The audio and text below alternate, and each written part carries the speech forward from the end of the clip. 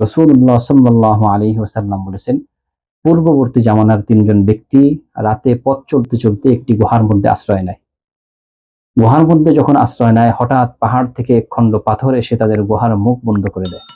তখন তারা সেখান থেকে বের হওয়ার অনেক চেষ্টা করার পরেও সেখান থেকে বের হতে পারে না। তখন তারা নিজেরাই বলতে লাগে যে, তোমাদের ভালো কাজের ওসিলায় যদি আল্লাহর কাছে সাহায্য চাও, তাহলে আল্লাহ তাআলা হয়তো মুক্তি দান করবেন, তাছাড়া আর কোনো উপায় নাই।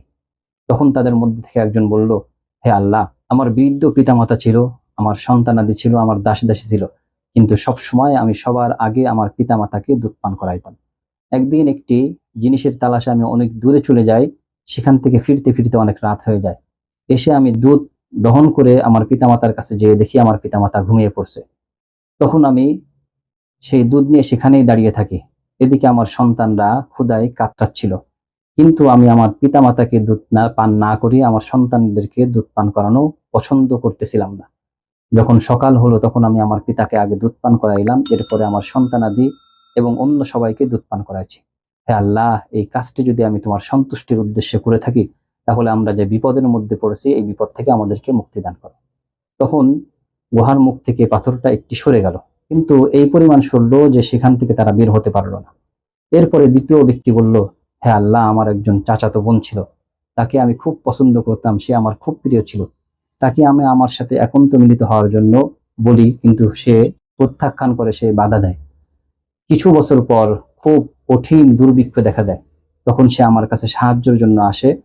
আমি তাকে 120 দিরহাম দেই, এই শর্তে যে সে আমার সাথে একান্ত মিলিত হবে। সে আমার সাথে একান্ত মিলিত হতে রাজি হলো। যখন আমি তার সঙ্গে অবৈধ কর্ম করব, তখন সে আমাকে বলল যে, আল্লাহকে ভয় করো, এই কাজ অবৈধভাবে করো না। তখন সে আমার প্রিয় হওয়া সত্ত্বেও আমি তাকে ছেড়ে দিলাম এবং তাকে সেই 120 দিরহামও দিয়ে দিলাম।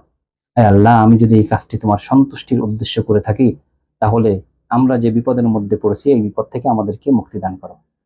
তখন পাথরটি আরেকটি সরে গেল, কিন্তু তাতেও তারা বের হতে পারলো না।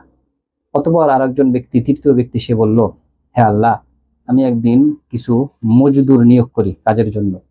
কাজ শেষে তাদেরকে মজুরি দিয়ে দিই, কিন্তু একজন ব্যক্তি তার মজুরি না নিয়েই চলে যায়।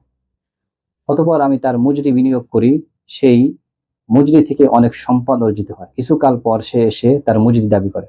তখন আমি তাকে বলি যে, হে আল্লাহর বান্দা, তুমি যে এই যে উট, গরু, ছাগল, দাসী যা কিছু দেখতেছো, এই সব কিছুই তোমার।